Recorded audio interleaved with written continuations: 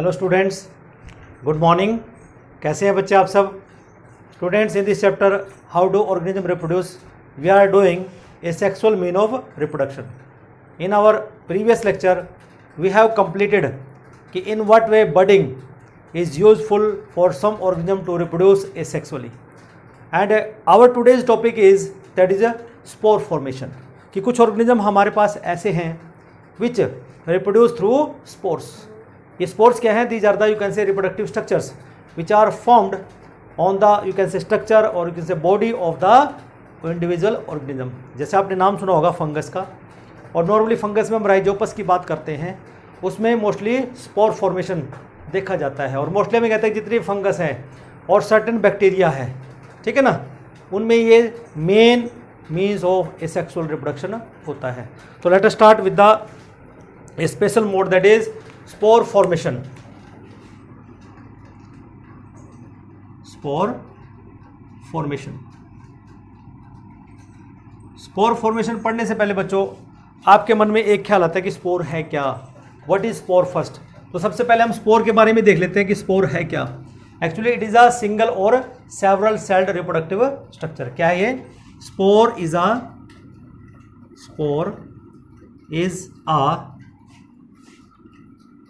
Single और several sailed reproductive structure.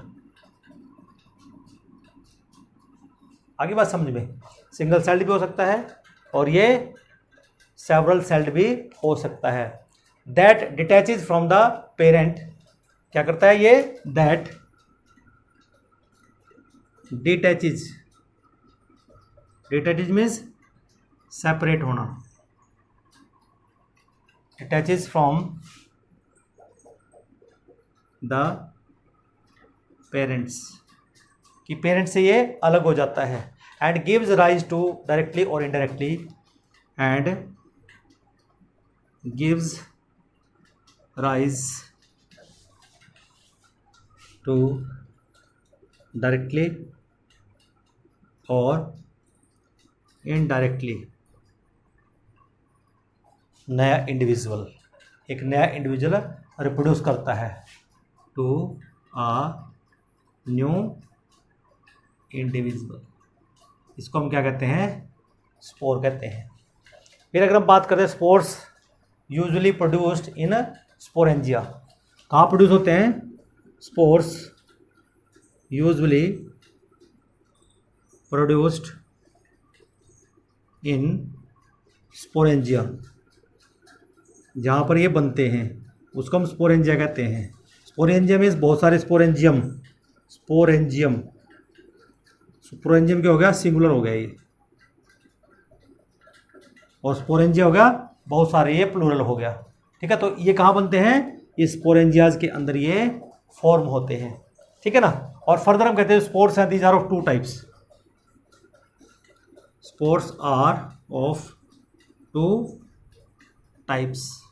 दो तरह के स्पोर होते हैं हमारे पास। पहले स्पोर की बात करें, उसको हम कहते हैं aplanospore.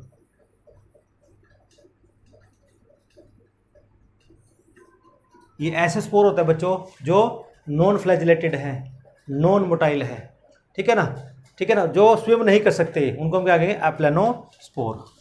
These spores are non flagellated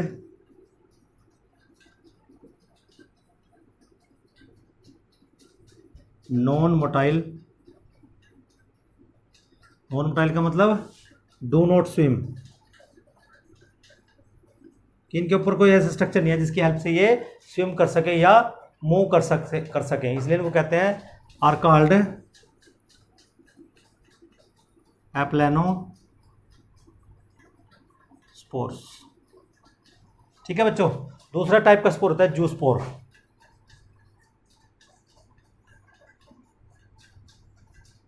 ये कैसे होते हैं? फ्लैजिलेटेड होते हैं। These spores are flagellated motile होते एक जगह से दूसरी जगह पे पहुंच सकते हैं, आर कॉल्ड, उसको हम नाम देते हैं जूस्पोर्स। ये तो होगा स्पोर्स के बारे में। फिर जरा बात कर लेते हैं कि ये जो स्पोर फॉर्मेशन होती है इस प्रोसेस में क्या होता है। Reproduction by the you can say formation of spores is common method of asexual reproduction in some bacteria and you can say most of the fungi. ठीक है बच्चों,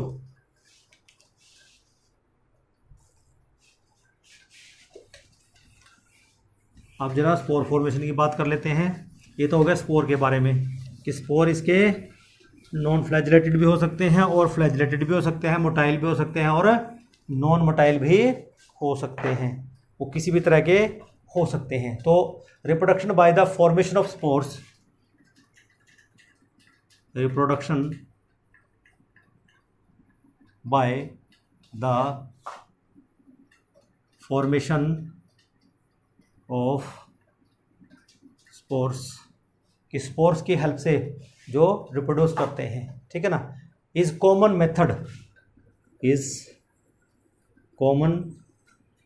method of asexual reproduction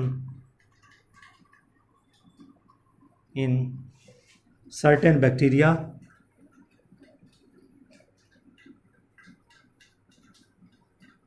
and most of the fungi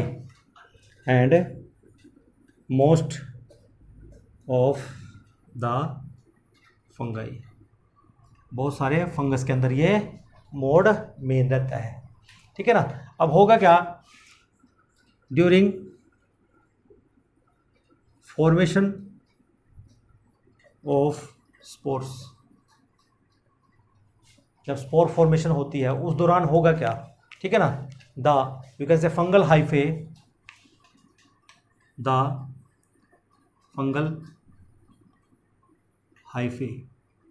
हाइफ होता है जो spore जब germinate करता है उसमें से हाइफे निकलते हैं, ठीक है, इसको माइसेलियम भी कह देते हैं। फंगल हाइफे डेवलप्स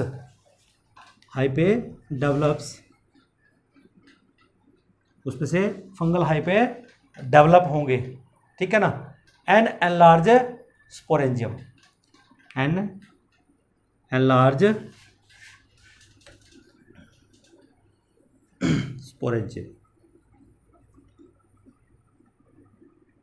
स्पोरेंजियम उनके ऊपर डेवलप हो जाता है, किसके ऊपर, फंगल हाइफे के ऊपर।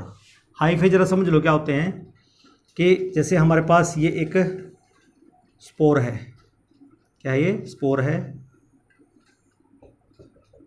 ये स्पोर जब ये जर्मिनेट करेगा तो क्या होगा, इसमें से ऐसे माइसेलियम बाहर निकलेगा,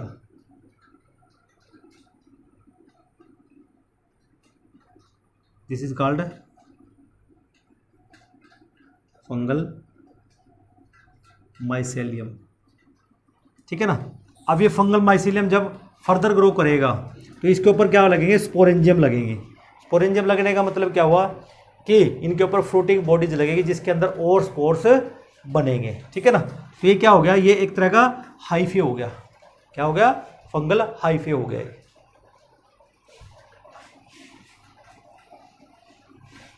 नेक्स्ट पॉइंट में देखिए जरा। अब उसके बाद क्या होगा, ईच यू कैन से the nucleus of the developing sporangium, इस स्पोरेंजियम के अंदर the nucleus of sporangium,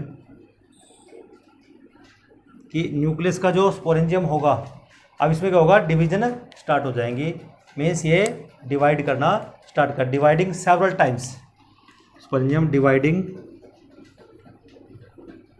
several times, बहुत बार, मीन्स कैरियोकाइनेसिस होएगी, न्यूक्लियस का डिवीजन होगा, ठीक है ना। And each nucleus with in the you can से developing sporangium get surrounded by a bit of cytoplasm. पहले ये क्या होगी कि सेवरल टाइम डिवाइड हो गया, जिसको हम नाम देते हैं कैरियोकाइनेसिस।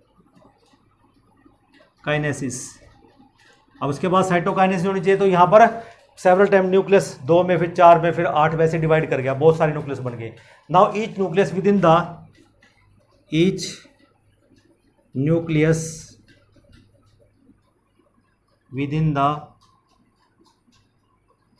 developing sporangium, क्योंकि अब डेवलप हो रहा है ना स्पोरेंजियम, बड़ा नहीं है, developing sporangium gets surrounded bye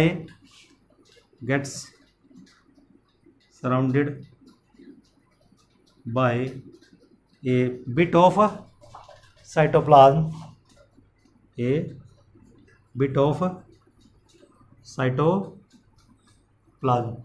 और साइटोप्लाज्म से जब सराउंड हो जाएगा एंड डेवलप्स इनटू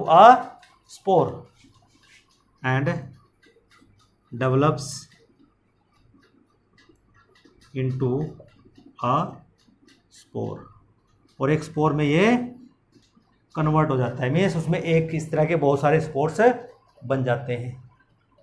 जब ये स्पोरेंजियम मैच्योर होगा, ठीक है ना, यू कैन से मैच्योर स्पोरेंजियम होगा, तो वहाँ पर क्या होगा, अब उसी के अंदर ये जो स्पोर्स हैं दे गेट मैच्योर, ठीक है ना, mature inside the you can से sporangium, the spores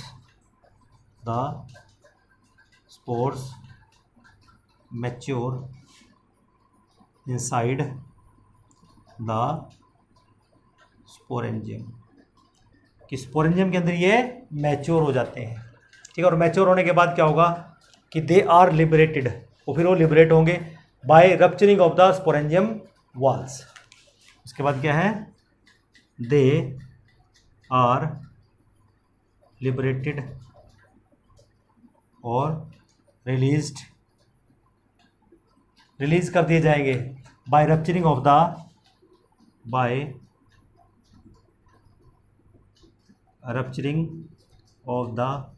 sporangium walls, कि जो स्पोरेंजियम वॉल्स हैं वो क्या हो जाएंगे, rupture and disperse to grow into a new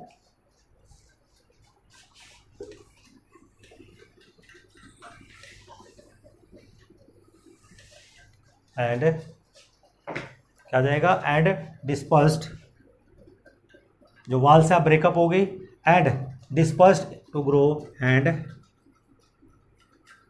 dispersed, फैल जाएंगे, डिस्पर्स्ड इनटू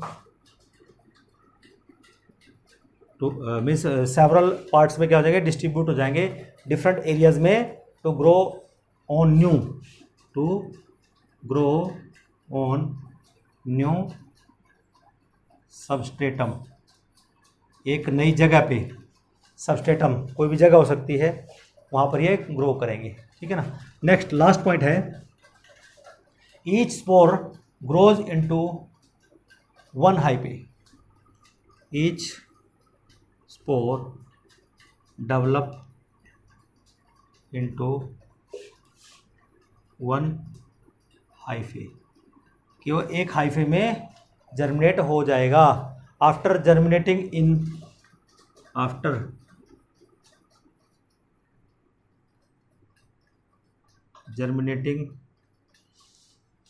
ठीक है ना, आफ्टर जर्मिनेटिंग इन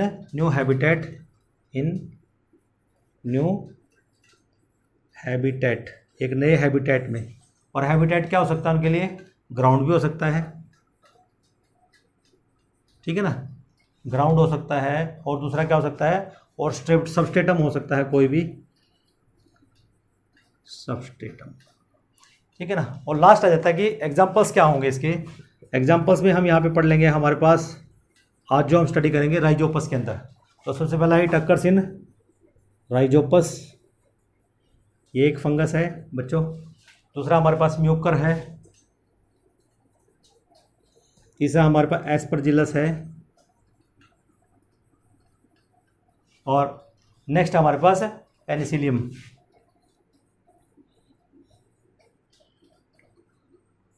पेनिसिलियम एक एंटीबैक्टीरियल भी है, इसके अंदर एंटीबैक्टीरियल एक्टिविटी भी है, इसको हम एज ए मेडिसन इस्तेमाल करते हैं, ये वैक्सीन की तरह हमें मिल रही है मार्केट के अंदर, ठीक है ना बच्चों। तो इस तरह से आपने देखा कि किस तरह से स्पोर्स बनते हैं। तो अब हम स्पोर से ही शुरू करेंगे, और किस तरह से ये वहाँ पर माइसिलियम बनता है, उसका फॉर्मेशन होता है, और वहाँ पर फिर जो रिप्रोडक्टिव स्ट्रक्चर्स हैं जो स्पोरेंजियम में हैं, हाउ दे आर फॉर्म्ड। तो अब हम जरा इसको डायग्रामेटिक यहाँ पर डिस्कस करेंगे।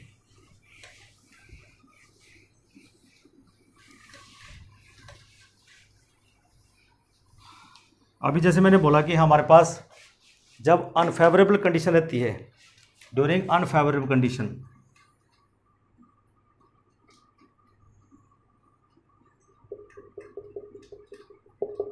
ये एक स्पोर है, ठीक है, ये क्या है, एक स्पोर है जिसको मैच्योर स्पोर बोल सकते हैं, ठीक है ना। ये इसकी थिक सेल वॉल है, ये इसकी प्लाज्मा मेम्ब्रेन है, ठीक है ना बच्चों। और ये क्या करते हैं, ये जो स्पोर है अनफेवरेबल कंडीशन में भी, अनफेवरेबल कंडीशंस में भी, in unfavourable condition spore are more adaptable, ठीक है ना। और you can say they can you can say invade these condition, these can able to survive in adverse condition।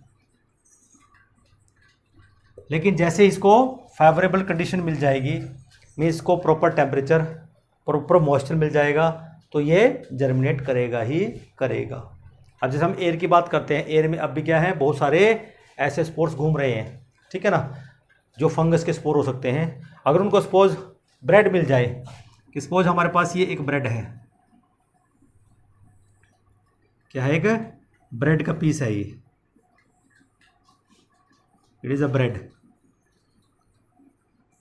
ठीक है। अब ब्रेड के पीस के ऊपर ये जो स्पोर है ये आ जाता है, सपोज यहाँ पर ये आ गया, ठीक है ना। और इसके आने से यहाँ पर क्या हुआ कि इसको यहाँ पर प्रॉपर मॉइस्चर मिल गया, प्रॉपर टेम्परेचर, मीन्स अब ये जो कंडीशन है इसकी फेवरेबल कंडीशन है, फेवरेबल कंडीशन है यहाँ पे। फेवरेबल कंडीशन मीन्स यहाँ पर इसको प्रॉपर मॉइस्चर मिल गया, प्रॉपर मॉइस्चर, टेम्परेचर और मोस्टली फूड मिल गया, तो तभी तो ग्रो करेगा, ठीक है ना। लेकिन एयर के अंदर कोई फूड अवेलेबल नहीं है, इसलिए ग्रो नहीं कर सकता। तो यहाँ से क्या निकलेगा, पहले यंग, इसमें से माइसेलियम निकलेगा बाहर की तरफ ऐसे,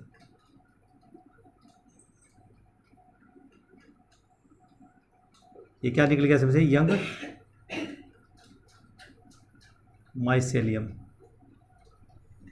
इसलिए इसको हम बच्चों क्या बोल सकते हैं, ब्रेड मोल्ड भी बोल सकते हैं इसको हम, ब्रेड मोल्ड के नाम से भी इसको हम जानते हैं।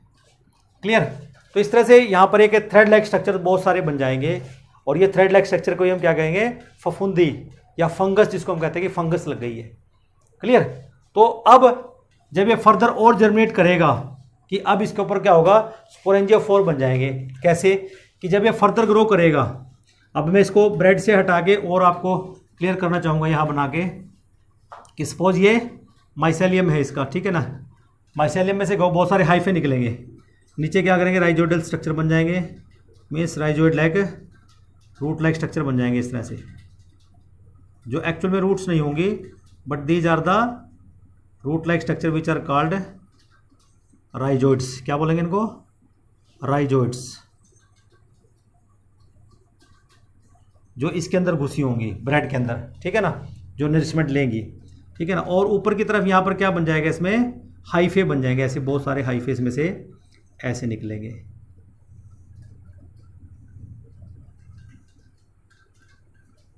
ऐसे।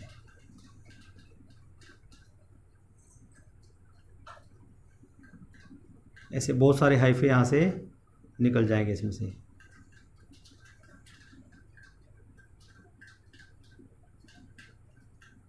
और ये इनको, इन हाइफो को हम क्या बोलते हैं, इन्हीं को हम बोलते हैं स्पोरेंजियोफोर। क्या बोलेंगे इनको, स्पोरेंजियोफोर,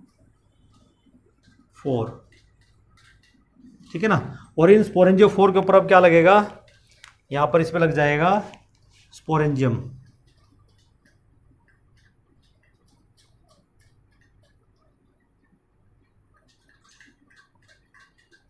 स्पोरेंजियम मैं ब्लैक कलर से बना देता हूँ। इस तरह से यहाँ पर ये स्पोरेंजियम लग जाएंगे।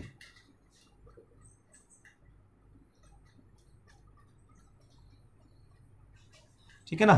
और इन स्पोरेंजियम के अंदर क्या होंगे, माइटोटिक डिवीजन होगी, सेल बार बार डिवाइड करेगा और इसके अंदर बहुत सारे छोटे छोटे क्या बन जाएंगे, स्पोर्स बन जाएंगे। इसी के अंदर ये माइटोटिक डिवीजन करके ये छोटे छोटे से क्या बन जाएंगे, स्पोर्स बन जाएंगे। These are the spores. किसके अंदर बने हैं, स्पोरेंजियम के अंदर। मीन्स ये सारे क्या है, दीज आर द स्पोरेंजिया, और ये स्पोरेंजियम है। और जब ये स्पोरेंजियम बस्ट होता है, बस्ट का मतलब इसकी जो वॉल है ये रप्चर हो जाती है, तो ये जो हमारे पास स्पोर्स हैं वो बाहर की तरफ डिस्पर्स हो जाते हैं ऐसे। ये आगे स्पोर्स डिस्पर्स्ड और released from sporangium in air. तो एयर के अंदर ये आ जाते हैं। तो इसमें से क्या होता है कि ये आगे चल के भी इसमें से इसी तरह से इसमें से राइजोइड्स निकल सकते हैं। ये ऐसे राइजोइड्स,